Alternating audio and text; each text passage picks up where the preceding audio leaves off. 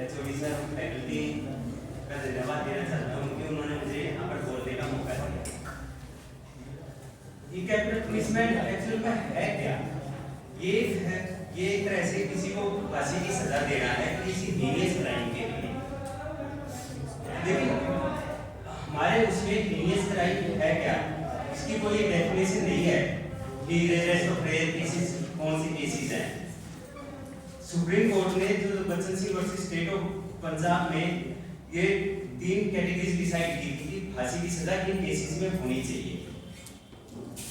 लेकिन उसके बावजूद भी हम आज तक ये नहीं डिसाइड कर पाए कि हीनियस क्राइम या रेयरेस्ट ऑफ रेयर केस कौन कौन से हैं।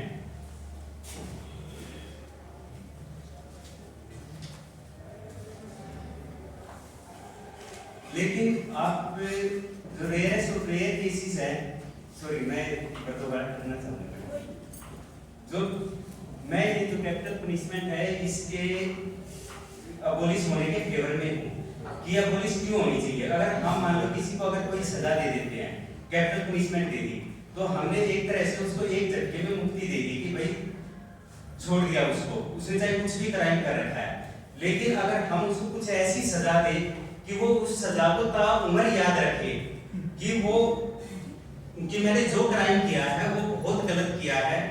और अब ये एक पॉइंट इसके उसमें ये भी है कि अगर मान लो किसी को कैपिटल पनिशमेंट दे भी दी तो हमारे पास ऐसा कोई डाटा नहीं है कि उसके बाद क्राइम रुक गया या जो विक्टिम है उसको न्याय मिल गया, ऐसा कोई हमारे पास वो नहीं है। और जो कैपिटल पनिशमेंट जो अबोलिश करने का सवाल एक और भी है कि इसकी जगह कुछ ऐसी पनिशमेंट देनी चाहिए कि उसके अंतरात्मा उसको झकझोरे कि मैंने जो क्राइम किया है वो वास्तव में बहुत गलत किया है।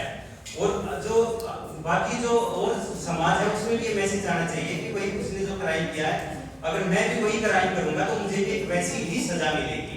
अब मैं आपको एक छोटा सा किस्सा बताता हूँ कि ये 28-29 साल पहले की बात है। मेरे गांव में एक किसी 25-26 साल के लड़के ने किसी गांव की बहू के साथ कुछ गलत करने की कोशिश की। तो उस टाइम पर गांव की पंचायत ने उस लड़के को पूरे गांव के अंदर उसको गधे पर बिठाकर जूतों की माला पहनाकर पूरे गांव में घुमाया, उसको समाज से निकाल दिया गया। आज तक भी वो उस चीज का ये एहसास कर रहे हैं कि भाई हमने ये गलत किया। और जो